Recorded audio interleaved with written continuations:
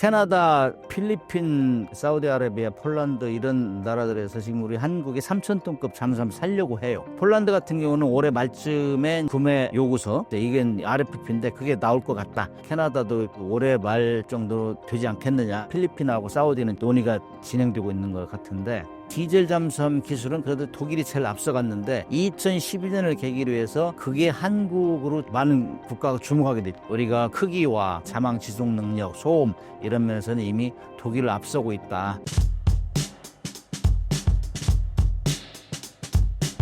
신참당 시청자 여러분 반갑습니다. 구독자가 212만 명? 상당히 빠른 속도로 늘어나고 있는데 내용이 좋아서 그러겠죠. 저는 한양대학교 문근식 특임교수고요. 저는 주로 잠수함, 특히 핵잠수함 관련해서는 상당히 국민들 관심이 많아요. 특히 트럼프 정부가 들어서면서 핵무장하자는 여론, 그다음에 핵잠수함은 기본이다, 빨리 만들자 하는 여론이 지금 빗발치고 있는데, 그거는 이제 북한이 핵무기를 완전히 포기한다는 얘기는 전혀 지나간 일이라 절대로 핵은 포기하지 않겠다. 그다음에 남한을 적대 국가로 선언하고 이런 상태이기 때문에 우리 국민들은 이제 아니 우리보다 훨씬 못 사는 나라에서 저렇게 핵무기도 가지고 있는데 우리는 뭐냐. 그래서 이제 핵잠수함을 기본으로 만들고 핵무장은 잠재 역량을 확보하자. 어떤 사람은 핵무기 만들자 이런 사람도 있어요. 아무튼 이런 여론이 이제 비등하고 있으니까 많은 변화가 있을 거다 생각합니다. 특히 또 우리 정부도 바뀌었잖아요. 사실 과거에 보면은 보수 정부, 진보 정부가 약간씩 다른 것 중에 하나가, 어떻게 보면 진보 정부가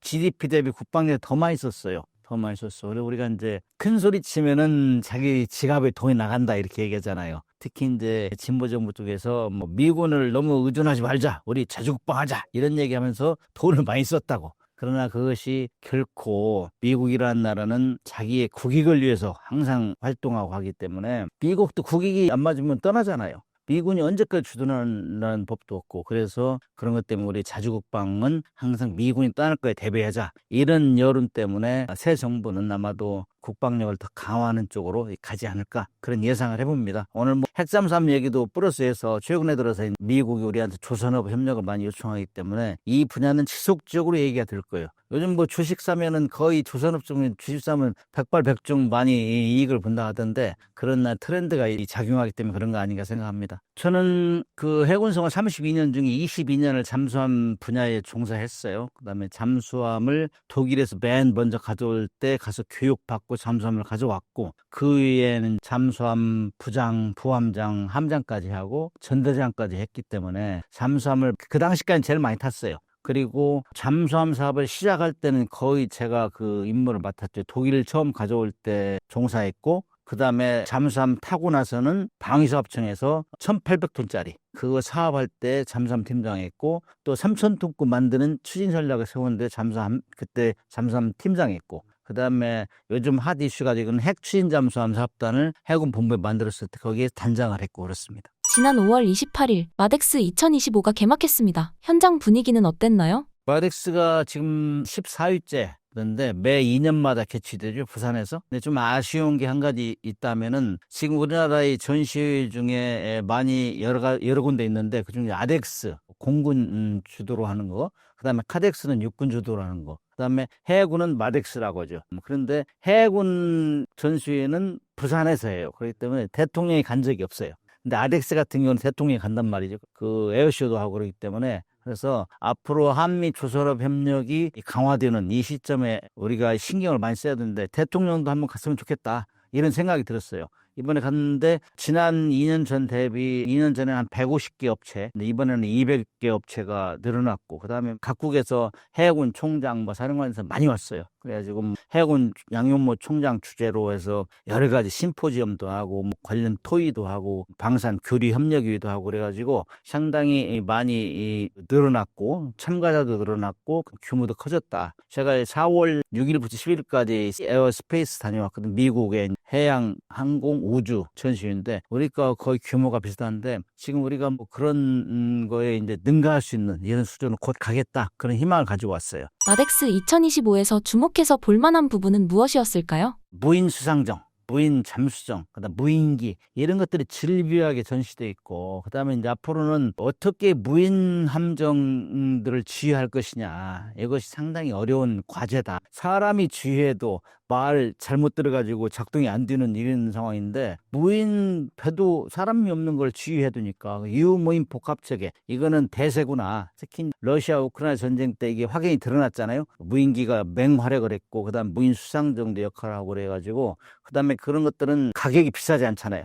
가성비가 뛰어나다. 그래서 이제 트렌디가 되고 있는데, 그럼 어떻게 취할 거냐. 그래서 AI 기업 기술이 많이 적용돼야겠다. 그런 얘기를 많이 해요. 왜냐하면은 인간이 다 할 수 없기 때문에 스스로 판단해야 되잖아요. 무인 수상정이나 잠수정에 나가서. 그렇기 때문에 이 기술을 많이 적용해야 된다는데, 사실 우리 기술이 많이 낙후돼 있어요. 미국과의 너무 엄청나게 차이가 난다고. 이 군사기업은 거의 다 우리 군사기술이나 이런 것들 미국을 벤치마크에 따라가고 있는데, 미국은 엄청 팔란티어 같은데 엄청난 자료도 방대하고 그렇기 때문에 우리가 따라가고 있는데, 우리는 사실 정부 조직이나 예산 이런 게 준비가 안 됐기 때문에 거기서 프로그램을 가져다가 뭐 로열티 주고 사용한다 이런 얘기 들어가지고 답답하더라고. 그래서 앞으로도 이제 전장은 AI 없이는 할 수 없다. 이런 게 증명되고 있는 상황이에요. 그래서 아무튼 이번에 잠수함, 뭐 미래 잠수함, 그다음에 잠수정, 그다음에 이런 것들이 차기의 이제 수출 품목으로 되겠다. 과거에는 러시아 우크라이나 전쟁 때는 사실 K9 자주포, KT 전차, FA-50 공격기 이런 것들이 막 굉장히 그 히트쳤잖아요.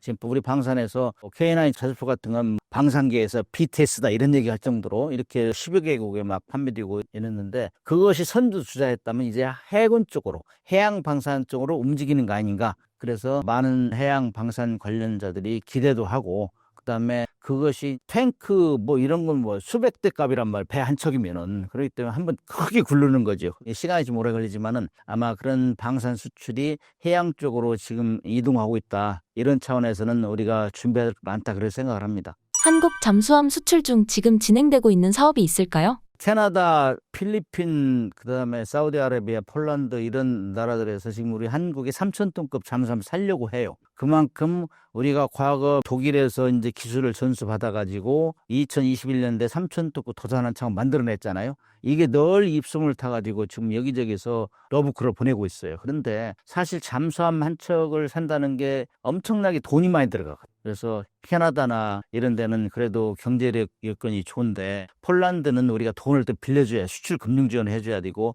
필리핀 같은 데 그래요. 그럼 사우디도 돈은 좀 있죠. 그러나 이런 것들이 이 큰 국가 정책에서 방산 정책에서 움직이기 때문에 그 나라의 변수가 너무 많아요. 정권 바뀌면 그 정권 바뀌면 거기서부터 또 다시 검토하고 그래가지고, 캐나다는 곧 된다, 곧 된다. 그다음 폴란드도 곧 된다 한 게 지금 1년 반 지났다고. 그래서 계속 딜레이되고 있는데, 폴란드 같은 경우는 올해 말쯤에 구매 요구서, 우리가 이런 잠수함을 살려고 한다. 그러니 구체적으로 내보시오. 경쟁 사양서를 내보세요. 이게 RFP인데 그게 나올 것 같다. 그다음 캐나다도 최근에 이제 바뀌었잖아요, 정권이. 그래서 캐나다도 올해 말 정도 되지 않겠느냐 이런 얘기를 하고 있고, 그다음에 사우디아라비아 같은 경우도 지금 구체적으로 논의가 되고 있는 것 같아요. 그래서 이제 3,000톤급으로 할 거냐, 그다음에 그보다 작은 걸로 할 거냐, 이것들은 필리핀하고 사우디는 지금 굉장히 논의가 진행되고 있는 것 같은데, 아무튼 뭐 세계 잠수함 시장에서 우리가 인도네시아에는 세 척을 209급 1,400톤짜리 팔았는데, 그 위에 막 우리가 공적을 만들어가지고 프랑스하고 뭐 독일 이런 데서 우리를 거의 경쟁 상대로 굉장히 이제 우리 약점을 물고 들어져 이런 현상이 벌어지고 있다고. 그래서 우리 그 유럽 걸 사지 왜 한국 걸 사느냐, 지리적으로 가깝고 그래가지고 폴란드 잠수함 사업에는 지금 뭐 독일하고 프랑스하고 둘이 짬짬이가 돼가지고 이거 어떻게 이 사우스 코리아를 누를 것이냐, 이것이 큰 과제인 것 같아요. 그리고 우리가 유럽에 무기를 많이 수출하다 보니까는 마크롱 대통령이 나타나서 야, EU급으로 우리 자금률 높여, 왜 이 멀리 사오는 거야, 이런 분위기가 팽배하단 말이죠. 그 다음에 폴란드 같은 경우는 수출 금융 지원을 해줘야 돼요. 우리가 돈을 빌려줘야 된다고. 근데 어떤 사람들은 자꾸 돈 빌려주면서 무기 파냐 이렇게 하지만은, 하나 팔면은 그 무기에 대해서 30년간 AS를 해준단 말이에요. 우리가. 근데 MR로를 하기 때문에 일단 팔으면 좋아요. 그래서 그런 차원에서 돈을 빌려줘야 하는데, 폴란드 케이스는 뭐 1차 계약, 2차 계약 이렇게 계속 이어지고 있는데, 1차 계약은 그런 대로 수출 금융지원을 해줬어요. 2차 계약을까지 하다 보니까는 돈이 너무 많이 드는 거야. 근데 왜 수출 금융 지원은 방산업만 하느냐, 다른 민수도 있는데, 이런 불만도 있고 그래가지고 작년에 이제 수출 금융 지원을, 원래 수출입은행이 15조가 자산이에요. 근데 그거 늘렸어요. 25조까지. 그럼에도 부족하다. 그다음에 특정 나라에 40% 이상 못 준다 이런 규정이 그런 걸 다 고치고 있는데 고쳤음에도 불구하고 지금도 돈 빌려줄 양이 부족하다 이거예요.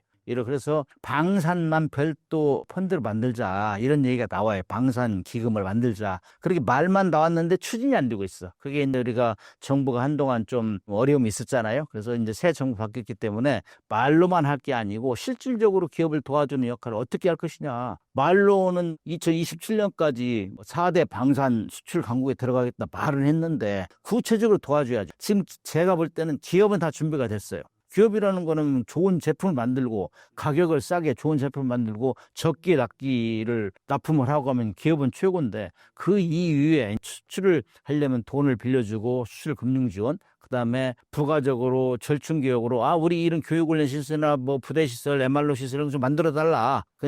뭐 반도체, 뭐 배터리 공장 이런 것도 좀 해줘라. 이러하면 같이 해야 되거든. 이 정부가 지원을 해줘야 돼. 정부가 총력전으로 같이 민관, 군, 학연이 총체적으로 종합적으로 노력하지 않으면 이룰 수가 없어요. 그리고 최근에 들어서는 방산 기업도 부실하게 도산되는 기업이 많기 때문에 G2G 개념으로 가고 있어요. 정부가 개런티를 해줘야 돼. 그렇게 하기 때문에 정부 역할이 대단히 중요하다. 그래서 정부가 그런 수출 금융 지원이라든지 규제 혁파 이런 걸 하면서 계속 기업을 길을 살려주고 또 전시회나 이런 데 같이 동반하면서 군에서는 이런 걸 지원해 줄 수 있다. 이런 걸 계속 얘기해 줘야 돼. 그렇게 해야 그런 잠수함도 수출할 수 있다. 특히 캐나다는 8척 내지 12척 산다고 했고 폴란드 같은 2척, 3척 산다고 했고 이러기 때문에 등치가 커요. 등치가 크기 때문에 그걸 수출하면 또 교육훈련 시설, 부대 시설이 엄청 들어가기 때문에 그런 것까지 한국의 모델을 사고 싶어하는 나라가 제법 있어요. 한국은 전시가 아닌 평시에 가장 빠르게 이 방위 산업이 발전돼 있고 그다음에 군사력을 균형 있게 키운 나라 중에 하나예요. 미국에서 인정하고 있다고. 그래서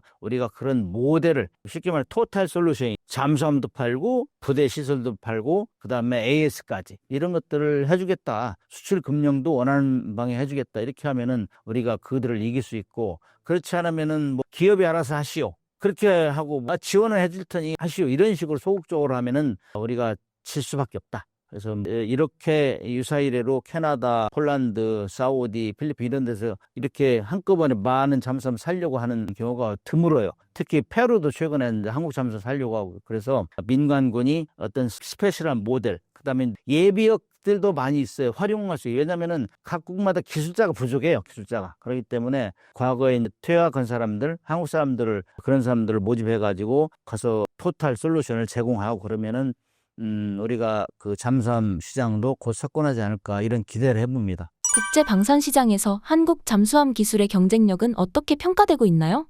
잠수함은 전통적으로 디젤 잠수함 수출은 독일이 베스트셀러 거의 18개국에 170여 척을 팔았으니까 그 다음에 2등이 프랑스 나발 그룹인데 1, 2위를 차지했어요. 거기에 틈새를 뚫고 들어가는 게 한국하고 중국하고 그 다음에 스웨덴, 스페인 이런 데가 뚫고 들어가려고 하는데 디젤 잠수함 기술은 그래도 독일이 제일 앞서갔는데 2012년을 계기로 해서 그게 한국으로 많은 국가가 주목하게 됐죠. 왜냐하면은 인도네시아 3척 잠수함 수출하는데 우리가 최종 협상 대상자, 우선 협상 대상자 우리가 선정이 됐단 말이에요. 그때 다 놀랐죠. 세계에서. 아니 잠수함 독일에서 가져온데 20년 만에 독일하고 경쟁해서 이겼단 말이에요. 한국이. 그래 그때부터 이제 주목했는데 사실 우리 한국은 그 2010년경까지만 해도 조선 최고였잖아요. 삼성, 현대, 대우는 탑3였잖아요. 그래서 조선은 다 알아줬었어요. 그러나 이제 군함은 조금 후발주자죠. 그럼에도 불구하고 독일을 제끼고 우리가 이겼단 말이죠. 그때부터 우리가 이제 강력한 경쟁 상대가 된 거예요. 캐나다나 이런 나라는 특히 이제 북극해에서 작전하고 캐나다는 워낙 해안선이 넓은 바다를 가지고 있기 때문에 잠수함 장기 작전할 수 있는 거 그다음에 어느 정도 물속에서 지속적으로 긴 시간 잠항할 수 있는 잠수함 필요하기 때문에 캐나다 같은 데는 우리 3,000톤급을 굉장히 선호하고 폴란드도 마찬가지고 그래서 이제 그런 잠수함을 살려고 하는 거는 다 비교 평가를 한 거예요. 그래서 잠수함 얼마나 조용한가. 잠수함은 조용해야 돼. 일단 물속에서 소음이 적어야 안 잡히고 그다음에 먼저 공격하고 이럴 수 있기 때문에 그다음에 얼마나 깊이 들어가서 오랫동안 견딜 수 있느냐. 그다음에 무장, 어뢰, 미사일 이런 걸 얼마만큼 파괴력이 세나 이런 건데 이 모든 면에서 지금 독일 잠수함을 능가하죠. 독일은 지금까지는 한 수출용으로는 1,800톤이 제일 커요. 근데 우리는 이제 3,000톤급이니까 우리가 그런 면에서는 크기와 그다음에 자망 지속 능력, 소음 이런 면에서는 이미 독일을 앞서고 있다. 제가 이렇게 강조하면 국뽕인 줄 아는데 이건 뭐 이미 다른 국가에서 인정을 하고 잠수함 살림 비교하잖아요. 다 성능 비교하기 때문에 그런 면에서는 이미 디젤 잠수함 설계 건조 능력은 우리가 거의 완탑으로 가고 있다. 저는 그렇게 얘기할 수 있어요.